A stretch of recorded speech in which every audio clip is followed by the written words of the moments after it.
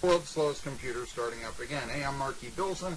This is Tri-City Sports Now. I want to thank the sponsors of Unicoi County Baseball. You just heard when our next two broadcasts will be. They'll be Friday and Saturday.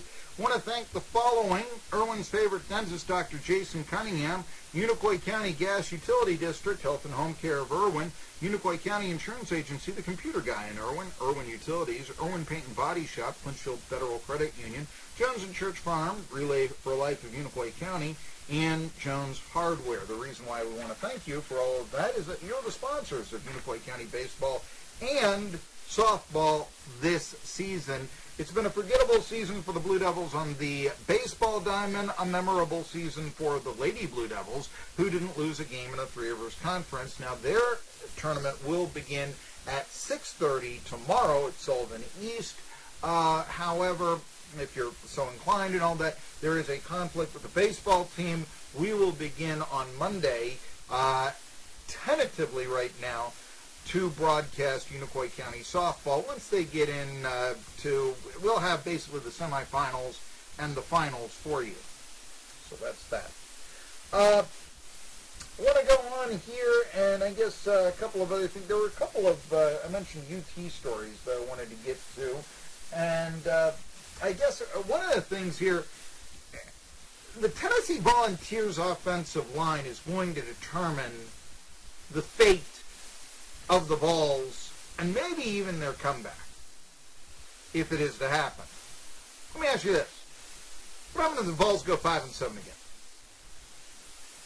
I mean, that really puts a major, can we still do this? On the program. You won't be so tolerant of Jeremy Pruitt anymore. Why don't you say anything? You won't be so tolerant of Phil Fulmer. Gee, didn't we get rid of this guy 10 years ago? This isn't the way modern athletics are going. Why did we get rid of John Curry? We could have had Mike Leach. On the other hand, let's say the Vols take advantage of a lot of good prospects on the offensive line and a weak schedule. Go, let's say 8-4. I can see them beating everybody. You know they're not going to beat Florida. You know they're not going to beat Alabama. They're not going to beat Georgia. Missouri, I think, is going to be real tough. So let's say 8-4. That'd be best case scenario. Oh, the Vols are coming back. I know you'll be, and I know the way that this team is covered and such. But I think that the way it's going to sink and swim is going to be on the offensive line. And you know what? We always used to blame Butch Jones, and rightfully so, for the amount of injuries that the Vols had. But then, hey, get rid of Rock Gullickson, strength and conditioning coach. And injuries did fall last year. No question about that. But, why were you hiring Rock Gullickson? I mean, come on. The guy, you hired him because you worked with him 25 years ago at Rutgers. Of course, it was spun originally. He's coming from the Los Angeles Rams. I don't think they missed him last year. Anyway, redshirt freshman Eric Crosby, who used to be a four-star prospect on the defensive line, which should tell you something about recruiting rankings, he'll be a great defensive lineman, turns up on the offensive line. That happens a lot, by the way. He announced via Twitter on Wednesday afternoon the injury is forcing him to retire from football. Weighs 6'1", 328 pounds. He redshirted in 2017. He's never played a game. Well, maybe you don't necessarily, miss him since he was never on the field. I get that.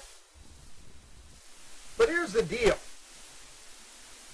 This is the fourth offensive lineman that the Vols have had that have to quit due to injury. And I'm talking under Jeremy Pruitt.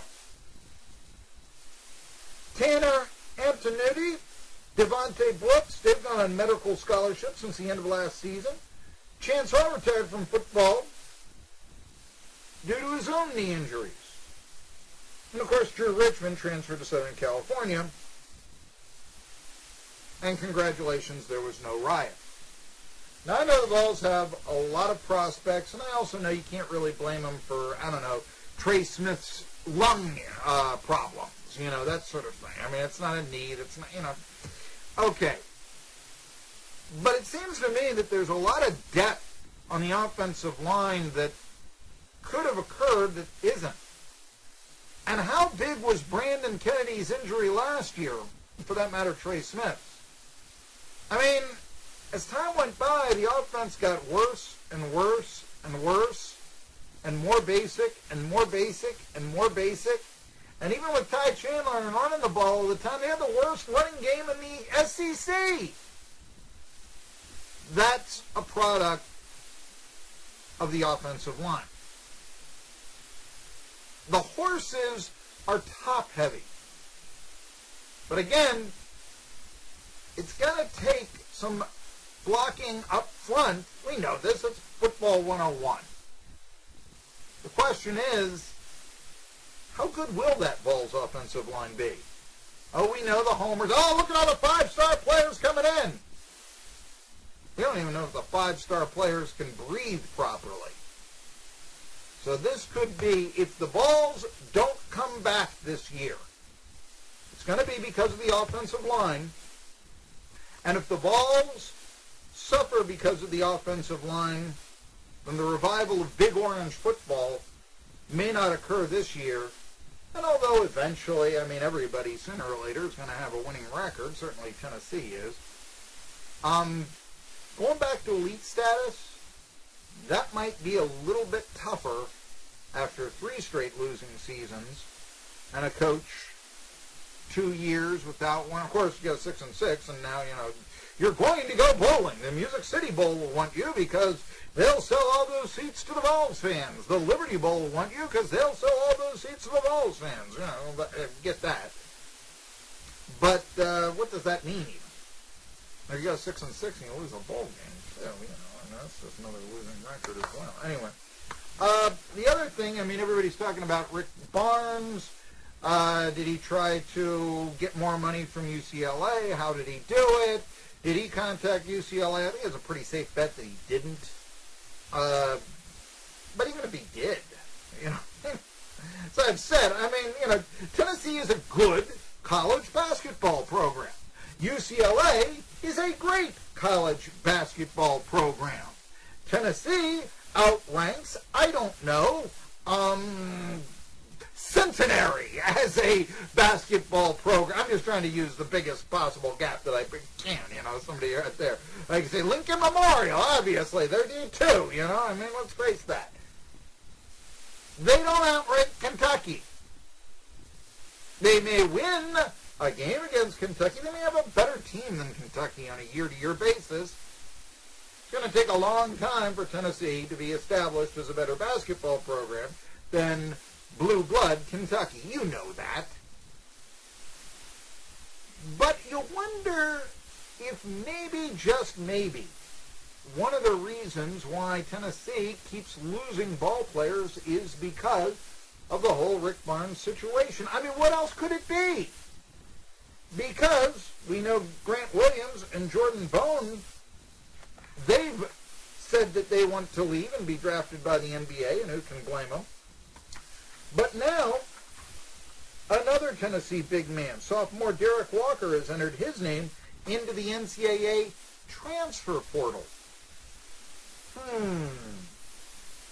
At 6'8", 236 pounds, you thought that Walker was going to get some playing time. Means that John Fulkerson's role is going to be that much bigger for the Vols. Means they better get that guy out of Virginia Tech, or else the Vols are going to have a very weak game in the paint next year. So, that was a surprise. Talk a little bit about why maybe he wanted to come out or something, what his decision means. The move, they may say, is, some people have said that it is surprising. Barnes had said he didn't see any more turnover in his roster middle of last month. Of course, Walker, 1.9 points, 2.2 rebounds. The idea was he was going to provide depth. Maybe he would come about. Maybe he would begin to star, because the Vols need post players. We know that. He has not, that was his freshman year, less than a point a game last year, so how big of a loss is it? That's the question here. But yeah, John Fulkerson from Kingsport, his role just increased.